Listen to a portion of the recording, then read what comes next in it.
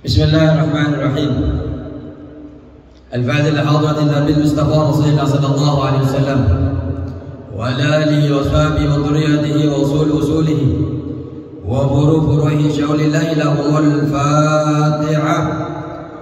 A'udzu billahi minasyaitonir rajim. Bismillahirrahmanirrahim. Alhamdulillahi rabbil alamin arrahmanir rahim maliki yaumiddin. Iyyaka na'budu wa iyyaka nasta'in ihdinas siratal mustaqim. صراط الذين أنعمت عليهم غير المغضوب عليهم ولا الضالين آمين. الفاتحة للمؤلف هذا الكتاب شيخ النووي البنتني ولمؤلف هذا الكتاب شهاب الدين أحمد بن حجر العسقلاني ولجميع مشينا التي تكون في مقبرة سلوكي والتي تكون في مقبرة بتبتة كعبد المجيد الشوجاتي وكأحمد بن زيد الزوجاتي وكعبد الحميد وزوجاته متابعة كاسم عبد الحميد وكعمل بن عبد الحميد وكطاهر بن عبد الحميد وكعبد الرحمن بن شيخ وكعبد القادر بن أحمد بن زيدي وكي بشير بن عبد الله وكي جزولي بن مستهاب وكي Sidi bin Ni'mah dan guru-guru kita dimanapun yang berada yang telah kita mengambil manfaat ilmu mereka. Allah Ta'ala ya'mina bi'iyatihim wa yumiduna bi'madatihim wa yamuna bi'rukatihim wa al-mari wa asfarihim wa ulumi fiddin wa dunya wal akhirah. Al-Fatiha. A'udhu billahi minasyaitanir rajim. Bismillahirrahmanirrahim. Alhamdulillahi rabbil alamin arrahmanir rahim maliki yaumiddin. Iyyaka na'budu wa iyyaka nasta'in ihdinas siratal mustaqim صراط الذين أنعمت عليهم غير المغضوب عليهم ولا الضالين آمين. Al-Fatihah khususan untuk seluruh jamaah yang hadir pada malam hari ini ataupun yang menyimak dari rumah masing-masing, para pengurus Masjid Nur Hidayah, para donaturnya, orang yang cinta yang suka memakmurkan Masjid Nur Hidayah. Semoga Allah Subhanahu wa Ta'ala dimurahkan rezekinya, diberikan kesehatan akhirat wa batinan. Segala hajat-hajatnya Allah kabulkan, kesulitan-kesulitannya Allah berikan jalan keluar. Apabila ada di antara kita yang memiliki hutang piutang, semoga Allah Subhanahu wa Ta'ala dimudahkan bisa melunasinya dan keluarganya dijadikan keluarga yang sakinah mawaddah warahmah. Anak-anaknya, istrinya, semuanya dijadikan orang yang ahli taat kepada Allah dan Rasulnya. Biaya pendidikan anak-anaknya semoga Allah tanggung semuanya. Dimudahkan mereka di dalam biaya membiayai pendidikannya, dimudahkan mereka di dalam mencapai cita-citanya, dan dijaga mereka dimanapun. Semoga Allah jauhkan dari maksiat-maksiat. Dan kita semua yang hadir pada malam hari ini, ketika Allah panggil nanti, kelak dipanggil oleh Allah, semoga kita dipanggil dalam keadaan husnul khatimah. Sayyidina Abdul Qadir Jailani radhiyallahu anhu. Al-Fatiha. A'udzu billahi minasyaitonir rajim. Bismillahirrahmanirrahim. Alhamdulillahi rabbil alamin arrahmanir rahim maliki yaumiddin. Iyyaka na'budu wa iyyaka nasta'in ihdinas siratal mustaqim siratal ladzina an'amta 'alaihim ghairil maghdubi 'alaihim waladdallin. Amin. Assalamualaikum warahmatullahi ta'ala wabarakatuh. Bismillahirrahmanirrahim. Alhamdulillahi rabbil alamin wassalatu wassalamu ala asrafil anbiya wal mursalin sayyidina wa habibina wa syafi'ina wa maulana Muhammadin wa ala alihi wa sahbihi ajma'in. Rabbana la ilma lana illa ma 'allamtana innaka antal alimul hakim.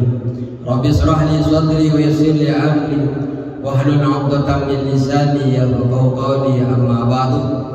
Yang kami hormati Ketua DKM Masjid Nur Hidayah, Pak Ustaz Sutopo beserta para pengurusnya, ketua dewan dakwahnya, bendaharanya, dan yang hadir pada malam hari ini.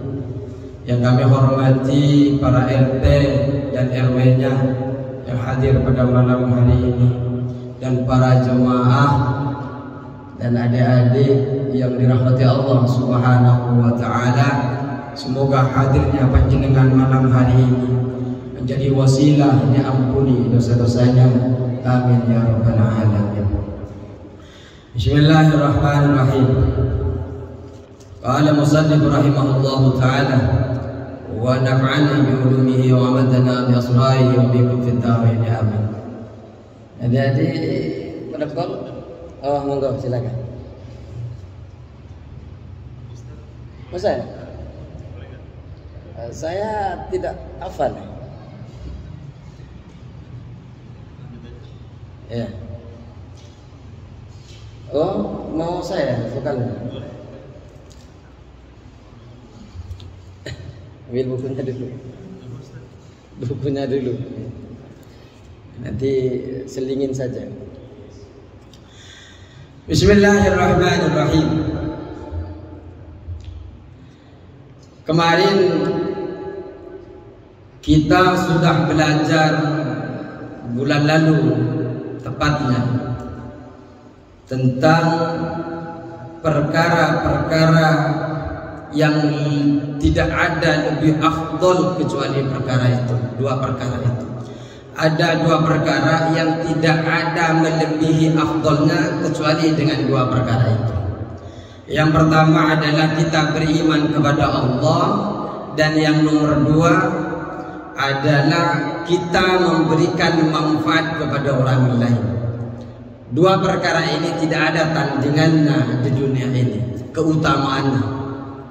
Kemudian ada dua perkara yang tidak ada tandingan kejelekannya daripada yang lain. Apa saja? Yang pertama adalah berbuat buruk. Tidak ada kejelekannya daripada dua perkara ini. Yang pertama berbuat buruk, berbuat bahaya, berbuat mudarat kepada sesama muslimnya. Ini yang pertama. Yang kedua adalah syirkun billah. Asyirku billah, syirik kepada Allah. Tidak ada yang lebih buruk daripada perkara ini. Kemudian hari ini kita akan membaca wal maqalatus tsaniyah, nasihat yang kedua dari bab kedua. Qala Nabi sallallahu alaihi wasallam, Nabi kita bersabda, alaikum bimujalasatil ulama, wajib mesti bagi kalian duduk bersama ulama. Siapa yang diajak untuk duduk bersama ulama ini? Al-amilina, orang yang mengamalkan ilmunya. Jadi tidak sembarang orang punya ilmu. Kita diperintah oleh Rasulullah sallallahu alaihi wasallam duduk dalam satu majlis dengan orang alim, tapi orang alim yang mengamalkan ilmunya. Guru saya mengingatkan kepada saya waktu di pesantren, tidak semua ulama itu adalah ulama akhirat. Ada yang mereka paham betul tentang agama, tapi mereka jual agamanya hanya ditukar dengan dunia saja. Di syarah kitab ini disebutkan yang dimaksud oleh Rasulullah sallallahu alaihi wasallam, kita bermujalasah, duduk bersama orang-orang yang alim, tapi orang yang mengamalkan ilmunya. Wastimai kalamil hukama, dan mendengarkan perkataan-perkataan orang ahli hikmah. Siapa yang dimaksud dengan orang ahli hikmah? Yang dimaksud dengan orang ahli hikmah adalah al-alimina bidatillahi ta'ala, orang yang mengenal zatnya Allah, orang yang kenal dengan Allah, al-musidina fi aqwalihim wa af'alihim, yang senantiasa tepat di dalam perkataannya, yang senantiasa tepat di dalam perbuatannya. Ini yang dimaksud ahli hikmah, orang yang ma'rifatullah, orang yang sudah mengenal betul tentang Allah Subhanahu wa ta'ala. Fa inna Allah ta'ala, maka sesungguhnya Allah ta'ala yuhyil qalbal mayyita, Allah akan menghidupkan hati yang mati, binuril hikmati, dengan cahaya hikmah. Apa yang dimaksud dengan cahaya hikmah? Al-ilman nafi, ilmu yang bermanfaat. Allah Subhanahu wa ta'ala menghidupkan hati yang mati itu dengan cahaya hikmah, dengan ilmu yang bermanfaat. Kita banyak ilmu, banyak buku-buku yang kita baca, kita pesantren kemana-mana, tapi kalau ilmunya tidak bisa memberikan manfaat kepada dirinya saja, maka orang itu tidak akan bisa menghidupkan hatinya yang sudah mati. Para jemaah yang dirahmati Allah Subhanahu wa ta'ala, di bulan Rabiul Awal ini kita mengenal Umar bin Hisam. Amr bin Hisam ini nama kerennya adalah Abu Jahal. Abu Jahal ini bukanlah orang yang bodoh, walaupun dipanggil dengan bapaknya orang yang bodoh, bapaknya orang tukang-tukang bodoh itu. Bukan berarti Abu Jahal, Amr bin Hisam ini bodoh, tidak. Mulai dia muda, dia memiliki ilmu yang sangat bijaksana. Ada suatu tempat itu namanya Darun Nadwah. Yang bisa masuk ke dalam Darun Nadwah ini hanya orang-orang tertentu. Abu Jahal ini, Amr bin Hisam ini mulai muda sudah bisa masuk ke dalam bangunan balai RW lah kalau di sini. Kenapa bisa masuk? Padahal tidak sembarang bisa masuk. Karena kepintaran, kebijaksanaan daripada Abu Jahal. Tapi mengapa disebut dengan Abu Jahal? Karena kepintarannya, kebijaksanaannya tidak bisa membuat dia mengenal dengan Allah Subhanahu wa ta'ala. Maka jangan sampai kita orang yang sudah fasih di dalam membaca Al-Quran, yang sudah fasih di dalam membaca buku-buku agama, kemudian kita menjadi Abu Jahal yang berikutnya. Semoga Allah Subhanahu wa ta'ala melindungi kita dari hal yang demikian itu. Amin ya rabbal alamin. Allah Subhanahu wa ta'ala akan menghidupkan hati yang mati dengan nur hikmah, dengan ilmu yang bermanfaat. Kama yuhyil ardal maytata bima'il matar, sebagaimana Allah Subhanahu wa ta'ala menghidupkan bumi yang sudah gersang, yang sudah mati dengan air hujan. Para jemaah yang dirahmati Allah Subhanahu wa ta'ala, Imam Ghazali di dalam memberikan tanda-tanda hati yang sehat, hati yang sakit, hati yang mati, setidaknya beliau itu membagi menjadi 3. Pertama, Imam Ghazali memberikan tanda kepada kita, tanda hati kita sehat adalah kita imannya yang kokoh, yang tidak bisa digoyah, walaupun kita dijanjikan dengan berupa uang yang banyak, berupa jabatan yang tinggi, berupa kehidupan yang makmur, tapi imannya tetap kokoh. Orang tersebut hatinya sehat. ahli syukur dimanapun panjenengan berada. Sekecil apapun nikmat yang panjenengan rasakan, menurut Anda tetap disyukuri, diucapkan alhamdulillah.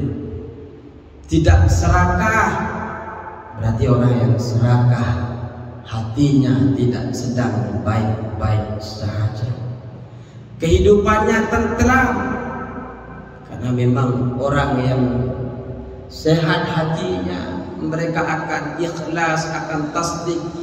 Kemudian oleh Allah Subhanahu wa taala akan diberikan mutmainnah dalam hatinya, ketentraman.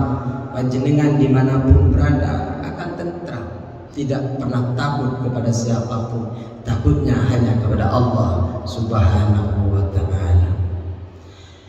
Banyak berzikir dan melakukan kebaikan-kebaikan, itu adalah tanda daripada orang yang sedang sehat hatinya.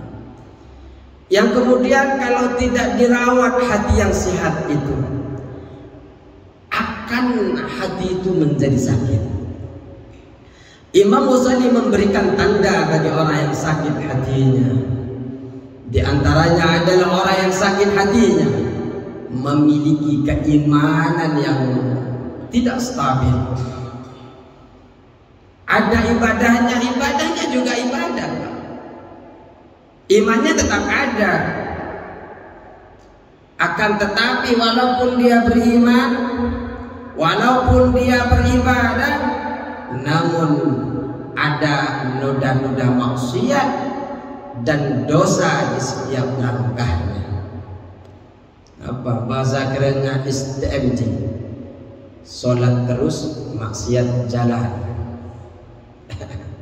Jadi panjenengan sholat ibadah tapi tetap bermaksiat kepada Allah, ya ini termasuk sakit hatinya. Orang yang sakit hatinya selalu gelisah, mudah marah, tidak pernah puas dengan apa yang dimiliki, yang diberikan oleh Allah kepadanya, tidak mudah bersyukur. Kemudian yang ketiga, hati yang mati berarti hati yang keras. Siapapun yang diberikan nasihat, datang daripada siapapun nasihat, maka tidak akan ia terima. Dia akan merasa lebih baik daripada yang lain. Allahumma shalli ala Muhammad. Sepertinya bapak-bapak sedang capek betul. Ya, kalau capek Pak, memang hari Jumat itu capek. Wa fi riwayat Tabrani an Abi Hanifah, di dalam hadis yang lain yang diriwayatkan oleh At-Tabrani, jalisul qabara, duduklah kalian dengan para pembesar. Siapa para pembesar yang dimaksud? Nanti kita akan tahu. Wasailul ulama, bertanyalah kepada ulama. Wa khalidul hukama, dan bergaulah dengan orang-orang yang ahli hikmah. Wa fi riwayatin, dan di dalam riwayat yang lain, jalisil ulama, duduklah engkau bersama ulama. Wa sahibil hukama, berteman dengan orang yang ahli hikmah, orang yang ma'rifatullah. Wa khalidil kubara, dan bergaulah dengan para pembesar. Kenapa disebutkan rinciannya di bawah ini? Ai fa innal ulama salasatu aqsamin, sesungguhnya ulama itu dibagi menjadi tiga. Yang pertama adalah al ulama bi ahkamillah ta'ala, orang yang ulama bi ahkamillah, yang tahu ilmu hukum-hukumnya Allah. Wa hum ashabul fatwa, orang yang tahu tentang hukumnya Allah, orang ini disebut dengan ahli fatwa. Orang yang memiliki kompetensi untuk memberikan fatwa, ini halal, ini haram, ini boleh, ini tidak. Itu adalah orang yang paham tentang ahli hukum. Ini bagian pertama. Wal ulama bid'atillahi faqat, dan ulama yang kenal dengan Allah saja. Orang yang kenal dengan Allah saja, wa humul hukama, disebut dengan ahli hikmah. Fa fi mudakhalatihim, dan di dalam bergaul dengan mereka ahli hikmah ini, tahdibul akhlaqi, membersihkan akhlak. Akhlak kita yang jelek, akhlak kita yang buruk, kalau bergaul dengan orang ahli hikmah, maka akan dibersihkan yang akhlak buruk, tabiat buruk, mereka akan ditata, akan dibersihkan kejelekan-kejelekan itu, sehingga etika, langkahnya, akhlaknya akan sesuai dengan yang diridhoi oleh Allah Subhanahu wa taala. Kenapa? Li'annahum asyraqat qulubuhum bi ma'rifatillah. Karena orang yang ahli hikmah itu asyraqat qulubuhum, hati mereka itu bersih bi ma'rifatillah, dengan mengenal Allah Subhanahu wa taala. Wa asyraqat asraruhum bi anwari jalalillah, dan juga hatinya, jiwanya bersih dengan keagungan Allah Subhanahu wa taala. Jadi pertama, ulama yang ahli hukum, dia dikenal dengan orang yang bisa memberikan fatwa. Yang kedua, orang yang kenal ma'rifatullah, disebut dengan ahli hikmah. Yang ketiga, wal ulama bil ismaili, ulama yang tahu tentang hukum, yang kenal dengan Allah Subhanahu wa taala. Inilah yang disebut wahumul kubara, ulama yang berpengalaman. Fa in mukhalitat ahlillah, maka sesungguhnya bergaul dengan ahlillah, orang yang kenal dengan Allah, tuksibu akhwala, menghasilkan sikap-sikap saniyatan yang mulia.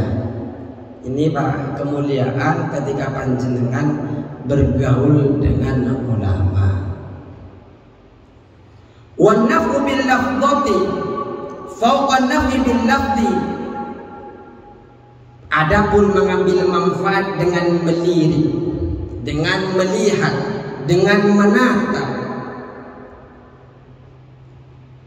faqan nafi bil lafzi, lebih utama, lebih tinggi, lebih baik ketimbang mengambil manfaat daripada lisannya. Faman nafa'aka lafduhu, apabila memberikan manfaat kepadamu lirikan ulama, perhatian ulama, nafa'aka lafduhu, maka panjenengan akan mengambil manfaat pula dari lisan ulama itu. Wa man la, dan apabila tidak, maka tidak akan mengambil manfaat. Orang itu Pak, ada kalanya ketika melihat seseorang senang, ketika panjenengan senang itu akan bisa ngambil manfaat dari ilmu-ilmunya panjenengan. Tapi kalau panjenengan sudah melihat ulamanya itu sudah enggak serak Pak, maka apa yang disampaikan ulama itu akan lewat dari telinga kanan, keluar dari telinga kiri. Wa kana Sahrawardi, ada namanya Imam Sahrawardi, yatufu fi ba'dil masjidil khair bi Mina.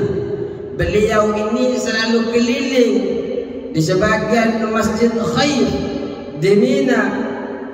Apa yang dia lakukan? Yatasaffahul wujuha, beliau ini mencari wajah-wajah, dilihat, ditatap wajahnya satu demi satu. Faqila lahu fihi, kemudian beliau itu ditanya tentang apa yang beliau lakukan. Kok mencari muka? Muka orang lewat ditatap, muka orang lewat ditatap, semua ditatap.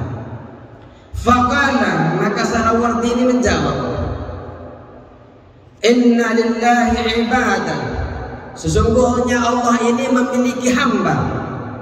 Idza nadaru ila syahsin, ketika mereka melihat kepada seseorang, aksibuhu sa'adatah, maka akan memberikan lirikan tatapan kepadanya itu kebahagiaan. Kalau panjenengan punya tokoh, senang sekali tokoh kepada tokoh itu, dan tokoh itu berilmu.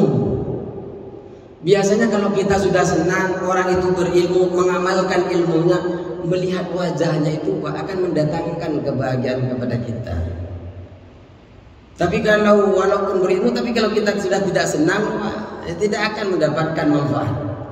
Makanya Sarawardi ini mengatakan bahwa Allah ini memiliki hamba yang ketika kita lihat mukanya itu akan memberikan kebahagiaan kepada kita. Fa'ana atlubu dzalika, dan saya itu sedang mencari orang yang seperti itu, yang bisa ketika melihat wajahnya bisa mendatangkan kebahagiaan kepada kita. Sayati zaman, qala Nabi sallallahu alaihi wasallam, Rasulullah sallallahu alaihi wasallam bersabda, sayati zaman, akan datang suatu zaman, kata Rasulullah, ala ummati, yang akan datang kepada umatku, yafirruna minal ulama wal fuqaha, orang akan lari, umatku akan lari dari ulama dan ahli fikih. Nggak tahu sekarang, kalau sekarang sudah tidak suka ulama, sudah benci sama ulama, maka sudah nyampe sabda Nabi Muhammad SAW, kalau memang ada orang yang tidak suka sama orang yang ilmu, orang yang berilmu, kemudian dia mengamalkan ilmunya. Ketika masa itu sudah sampai, apa kata Rasulullah SAW?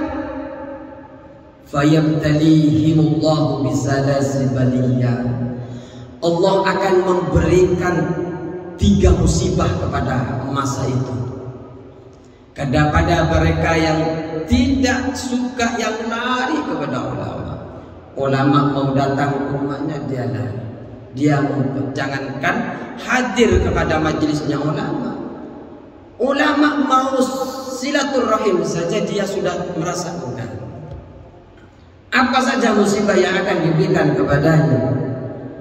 Ulaha, pertama dari 3 perkara itu, yarfa'ullahul barakat, yarfa'ullahul barakata min kasbihi, Allah subhanahu wa ta'ala akan mencabut keberkahan dari kerjaannya. Orang lain mungkin bekerja 24 jam, jenengan kerja 48 jam. Kira-kira kalau di kalkulasi panjenengan itu mestinya lebih banyak dapatnya daripada orang lain. Tapi walaupun banyak yang didapat panjenengan, keberkahannya oleh Allah cabut. Banyak harta, tapi panjenengan tidak akan bahagia punya harta yang banyak. Itu yang pertama. Yang kedua, wasaniyat yusallitullahu ta'ala alaihim sultanan dhaliba, Allah akan memberikan musibah kepada dia dengan memberikan pemimpin yang zalim. Suatu masa ketika panjenengan lari dari ulama, Allah akan berikan sultan, raja, presiden yang zalim kepada kita semua. Tapi kalau sekarang masih ada yang ngaji majelis taklim, insyaallah belum. Ini kan masih cinta sama majelis. Baru kalau nggak ada yang ngaji, sudah lari. Kalau masih ada satu ngaji, ya ngaji saja. Kenapa? Agar tidak sampai pada masa yang sudah diprediksi oleh Rasulullah SAW. Sebenarnya kita duduk ini, Pak, kalau bicara capek mungkin panjenengan sudah seharian kerja. Kalau saya itu habis Jumatan jam 1:30 ngisi kajian, pulang jam 3, jam 3:30 ngisi lagi. Ini kajian yang terakhir ini, sudah 4 kali kajian. Artinya sampai sama-sama capek. Cuma kita ngisi malam hari ini agar masa musibah yang dijanjikan oleh Rasulullah yang akan menimpa kita itu tidak massal sekarang. Artinya kalau panjenengan itu tidak apa-apa, istirahat di sini, yang penting kita masih ngisi bahwa kita termasuk bukan orang yang lari dari majelis ta'lim, yang lari daripada majelis-majelis ilmu. Yang ketiga, ini yang paling memperhatikan. Wasalisatu, dan yang ketiga adalah yakhrujuna minad dunya bighairi iman. Mereka akan keluar dari dunia ini tanpa membawa iman. Naudzubillahi min dzalik. Karena sebanyak apapun amal kebaikan itu, kalau tidak kita wafat dalam keadaan beriman, maka kita semua ini percuma, sia-sia di dalam kita memperbanyak amal. Kenapa? Karena di antara syarat kita bisa masuk surganya Allah Subhanahu wa taala, kita harus beriman kepada Allah dan Rasulnya. Ketika kita tidak membawa iman wafatnya, maka kita hanya ada pilihan satu, yaitu menjadi bahan bakar daripada api neraka. Nauzubillahi min dzalik. Para jamaah